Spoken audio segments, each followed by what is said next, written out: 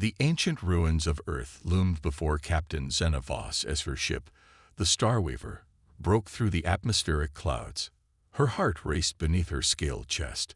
After years of searching, the coordinates from the Resistance's archives had led them here, to humanity's homeworld. Scanning for energy signatures, reported Navigator Krell, his crystalline form gleaming under the ship's lights. The facility should be within this region, though these mountains have shifted significantly over the millennia. Xena's tail twitched anxiously as she studied the crumbling remains of what was once called the Rocky Mountains. Somewhere in this range lay humanity's last military installation, and hopefully the weapon they desperately needed to fight the Galactic Dominion. "Captain, I'm detecting unusual radiation patterns," called out Security Chief Rax, her metallic tendrils interfacing directly with the ship's sensors. "They match no known signatures in our database." "Defensive systems?" Xena asked, mandibles clicking with concern. "Negative. More like a beacon." Rax's voice carried a note of wonder. "It's calling to us." The Starweaver followed the signal to a seemingly ordinary cliff face. As they approached, geometric patterns began to glow with a soft blue light, spreading across the rock like digital veins. The mountain itself was responding to their presence. "By the stars," whispered Krell. The humans integrated their technology directly into the planetary crust. The stories were true. Before Xena could respond, a massive door materialized in the cliff face, energy fields stripping away the camouflage of rock and vegetation. The entrance to humanity's fortress had revealed itself, after lying hidden for over 10,000 years. Atmospheric readings show breathable conditions inside, Rax reported. "Though I'm detecting complex security matrices, this won't be a simple extraction, Captain." Xena stood from her command chair, checking the charge on her plasma pistol. It was never going to be simple. Humanity didn't just vanish from the galaxy. They left something behind. Something the Dominion feared enough to erase almost all record of their existence. The archives mentioned their martial prowess. Krell noted, his crystalline form shimmering with unease. A species that fought the Ancient Ones to a standstill, despite being vastly outnumbered. "And now we need that power," Xena declared. "The Dominion grows stronger each cycle. Without something to turn the tide, the Resistance will be crushed within a solar year." She assembled her ground team. Rax for security, Krell for his technical expertise, and their xenobiologist, Dr. Nyravel. The facility's entrance accepted them without resistance, ancient doors sliding open with surprising smoothness. The interior was a marriage of nature and technology that took their breath away. Massive halls had been carved into the living rock, their walls lined with dormant displays and mysterious machinery. Illumination responded to their presence, soft light blooming ahead of them like a bioluminescent guide. "This architecture," Dr. Vell marveled, her 4 eyes wide with fascination. "It's as if they grew the facility rather than built it. The integration of organic and synthetic components is beyond anything in our records." "Stay focused," Xena reminded them. "We're here for the weapon. Everything else is secondary." They followed the facility's guidance system deeper into the mountain. Holographic interfaces sparked to life around them, displaying incomprehensible streams of human text. Krell worked feverishly to decode them, his crystalline matrices processing the ancient language. "Captain," he called suddenly, his voice tight with excitement. "I found something. A secure chamber, heavily shielded. The power readings are astronomical." "The weapon?" Xena asked. "No, something else. The texts refer to it as Contingency Protocol. Phoenix." Before they could discuss further, a deep rumble shook the facility. New doorways appeared in the walls as others sealed shut, the entire complex rearranging itself around them. The holographic displays shifted to a single repeating message, now translated into modern galactic standard. "CQRATVP ROTOCOLS ENJGGT Genetic SKNINITIAHET Non-Human Entities DKTCTE ACESing first Sionte Kit. Protoxevals. A new presence filled the facility systems, not the simple VI they'd expected, but something far more sophisticated. When it spoke, its voice carried echoes of humanity's last days. Welcome, children of the stars. You have traveled far to find us. Before you proceed further, you must answer, why do you seek the legacy of humanity?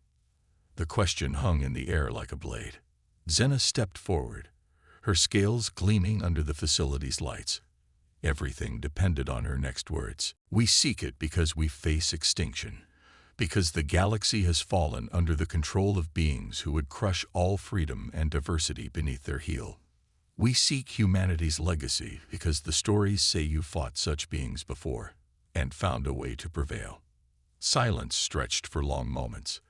Then the facility's lights shifted to a warm gold, and new pathways opened before them. Proceed to Chamber 0, the voice instructed. What you seek is not a weapon, it is knowledge. And it has waited a very long time for worthy students. As they moved deeper into the facility, Xena couldn't shake the feeling that they had passed some crucial test. But whether they were truly ready for humanity's legacy remained to be seen. The real trial was only beginning. Chamber 0 was unlike anything they had expected. Instead of a weapons vault or armory, they found themselves in what appeared to be a medical facility. Banks of stasis pods lined the circular room, their surfaces covered in frost from millennia of preservation. These are all empty, Dr. Vell reported, examining the pods one by one. No biological traces. They were evacuated in an organized manner. All except one. Rax called out from across the chamber. The security chief's metallic tendrils were interfaced with a central pod that still hummed with power. This one is active. Life signs detected. Xena approached cautiously, wiping condensation from the pod's display window. Through the frosted glass, she could make out a humanoid figure. A survivor. After all this time. Commander Theron Kane, Special Operations Division. The facility's AI announced. The last volunteer for the Phoenix Protocol. His neural patterns were deemed most compatible with the preservation process. Krell's crystalline form pulsed with concern. You're saying this human has been in suspended animation for over 10,000 years. Correct. Commander Kane chose to remain as humanity's final sentinel, awaiting those who might need our knowledge. The question now becomes, are you prepared for what awakening him will mean? Xena felt the weight of history pressing down on her scaled shoulders. What exactly was the Phoenix Protocol? A final solution when conventional warfare failed. We discovered that our greatest weapon was not our technology, but the human capacity for adaptation and tactical innovation. The protocol preserved our finest strategic minds to pass on their knowledge when worthy successors were found. And if we awaken him, Xena asked, then you accept responsibility for both his well-being and the consequences of reintroducing human military doctrine to the galaxy. Choose carefully. Dr. Vell stepped forward, her medical scanners active. The stasis technology is remarkable. His cellular integrity is perfectly maintained. Awakening should be possible with minimal complications. Xena looked at each member of her team. Rax's tendrils were coiled tightly, a sign of tension. Krell's crystalline surface displayed patterns of both excitement and apprehension. Dr. Vell's 4 eyes blinked in sequence, her gesture of scientific fascination. We came seeking a weapon, Xena said finally. Instead, we found a teacher. Wake him. The revival process was mesmerizing. The pod's internal temperature gradually rose as preservation fluids were drained. Color returned to the human's pale skin. Medical systems monitored his vital signs as consciousness was slowly restored. Commander Kane's eyes opened for the first time in 10 millennia. His first reaction was remarkably controlled. He scanned the room, taking in each alien face without apparent surprise. When he spoke, his voice was hoarse but steady. Protocol verification, Alpha 7 Delta. Status report. All systems nominal, Commander, the AI responded. Year is 12,000. 457 by Old Earth calendar. These visitors have passed preliminary evaluation for knowledge transfer. Kane nodded, then attempted to stand. His legs buckled immediately. Dr. Vell rushed forward to assist, but he waved her off. Just need a minute. Muscle memory has to reboot. He gripped the pod's edge, forcing himself upright through sheer willpower. You're resistance fighters. How did you know? Xena asked. A grim smile crossed Kane's face. The look in your eyes. I've seen it before. In the mirror during our own darkest days. You're fighting something big, something that should be unbeatable. The Galactic Dominion, Rax explained. They control nearly 80% of known space. Their technological superiority is absolute. Technology isn't everything, Kane replied, taking experimental steps. His movement was becoming more natural by the moment. Humanity learned that lesson the hard way. Sometimes the best weapon is knowing how to think differently than your enemy expects. He reached the chamber's central console, bringing up holographic displays of tactical data. Show me what I'm working with. Fleet compositions, battle recordings, strategic doctrine. The team shared their military intelligence, and Kane absorbed it with frightening speed. His eyes narrowed as he analyzed defeat after defeat. Your tactics are predictable, conventional. The Dominion knows exactly how you'll react in any given scenario. He turned to Xena. That stops now. I'll teach you how humanity fought when we were outnumbered and outgunned. How we turned our enemy's strength against them. But I warn you, these methods aren't pretty. They aren't honorable. They're about survival. We're ready to learn, Xena declared. Kane's expression was deadly serious. No, you're not. Not yet. But you will be. He straightened to his full height, and despite their alien nature, every member of the team felt the commanding presence he projected. Lesson 1 begins now. Everything you think you know about warfare. Forget it. We're going to rebuild your tactical understanding from the ground up. The Dominion thinks they're invincible because they've never faced human asymmetric warfare. Time to change that. The facility hummed to life around them, simulation systems activating. As virtual battlefields materialized, Xena realized their mission had succeeded beyond their wildest expectations. They had sought a weapon and found something far more valuable. They had found hope.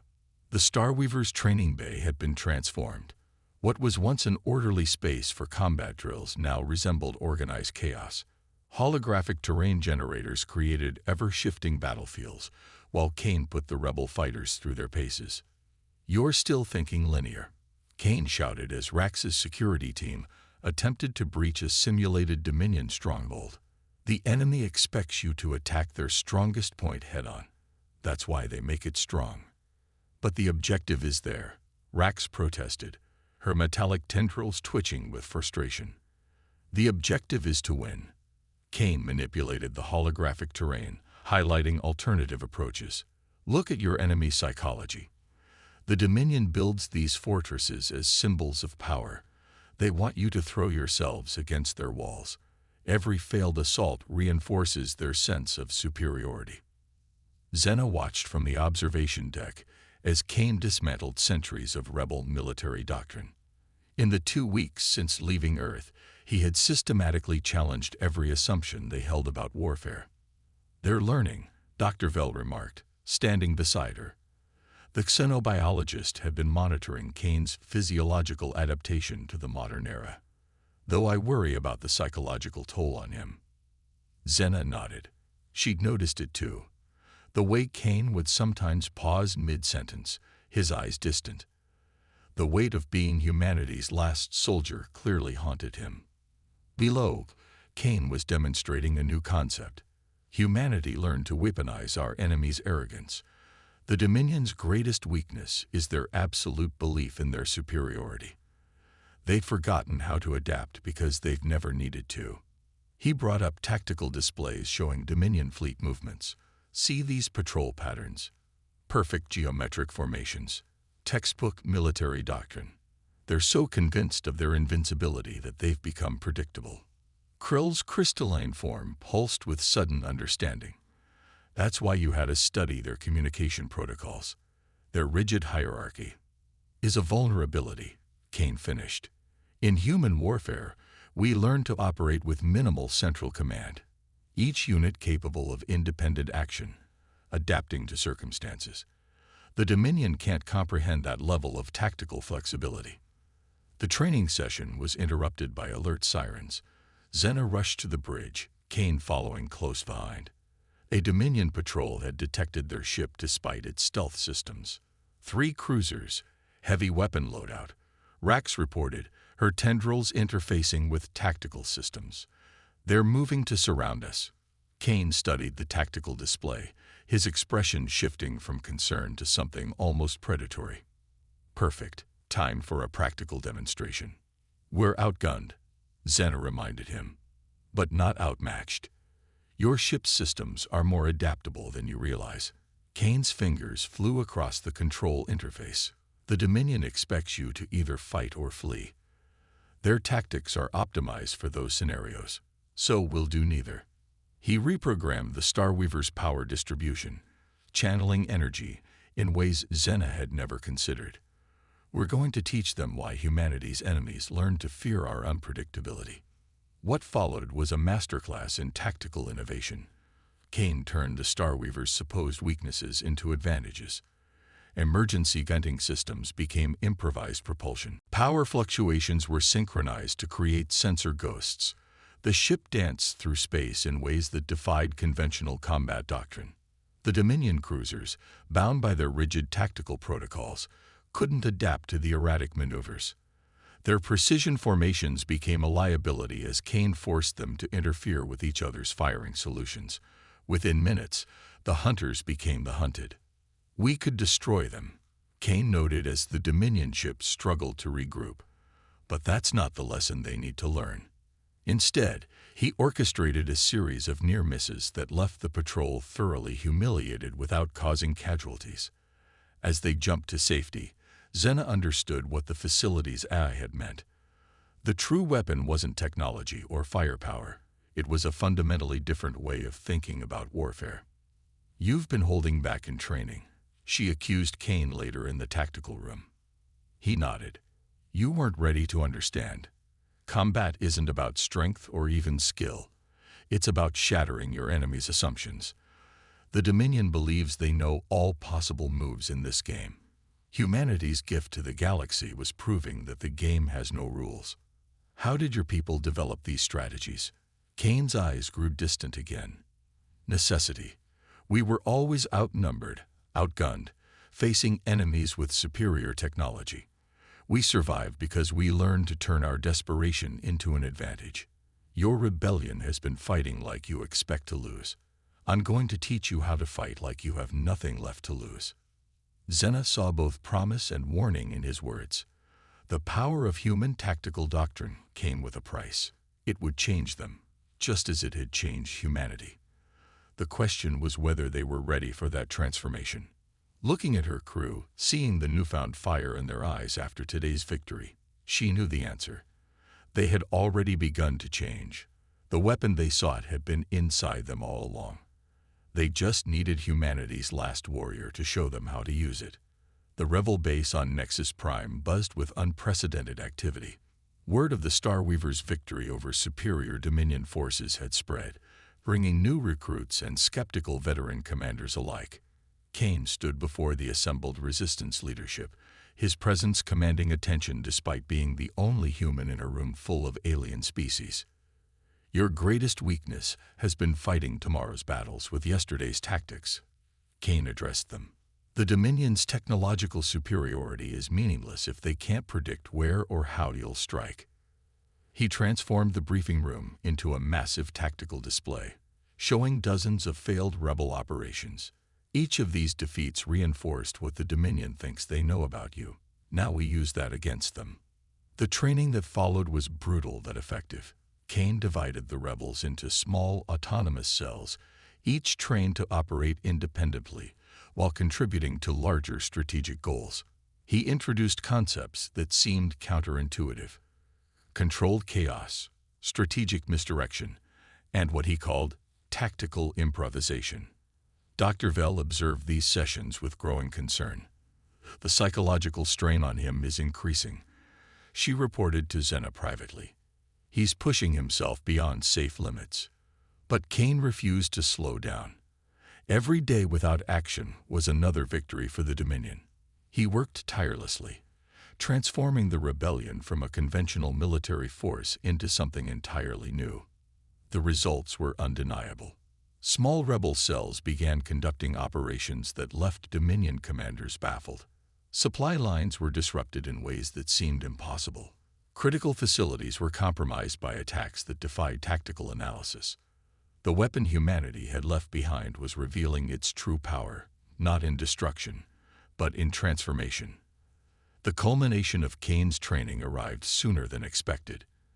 Dominion forces, rattled by their inability to counter the rebels' new tactics, gathered for a massive push against Nexus Prime. Their command deployed over 60% of their fleet, a force that should have guaranteed victory. It was exactly what Kane had been waiting for. "They think they're springing a trap," he told the rebel command. "In reality, they're walking into one. Their greatest strength, unified command and control, will become their greatest vulnerability." The battle that followed would be studied for generations. The rebel fleet, seemingly outmatched, split into dozens of autonomous units. Each implemented human tactical doctrines in unique ways, creating a combat environment that defied conventional military response. Kane coordinated from the Starweaver, his expression grim but determined. "Now they learn why humanity's enemies feared us, not for our weapons, but for our ability to turn certainty into chaos." The Dominion fleet, unable to adapt to the rebels' unpredictable strategies, began to fracture. Ships designed for formation combat found themselves isolated and vulnerable. Command structures optimized for efficient control became bottlenecks that prevented effective response. In the final hours, as victory became inevitable, Kane finally allowed himself to smile. This is what humanity fought for: the right of every species to determine their own destiny. Use this knowledge wisely. The rebellion's victory marked more than the end of Dominion control. It represented the rebirth of humanity's legacy, not as conquerors or weapons, but as teachers who showed the galaxy a different way to fight against impossible odds. Xena found Kane later, watching ships return from battle through the Starweaver's observation deck. "What will you do now?" she asked. "There are other rebellions, other fights for freedom," he replied. Humanity's knowledge was preserved to be shared, not hoarded. The galaxy is changing. It needs guides who understand both the power and responsibility of what we've learned. As the stars stretched before them, Xena understood that they had found something far more valuable than a weapon. They had discovered humanity's true legacy, the indomitable spirit that taught the galaxy how to fight for what they believed in, no matter the odds. The ancient weapon they sought turned out to be hope itself, preserved across millennia by a species that refused to be forgotten. And in teaching others to fight as humans once did, that legacy would live on forever among the stars.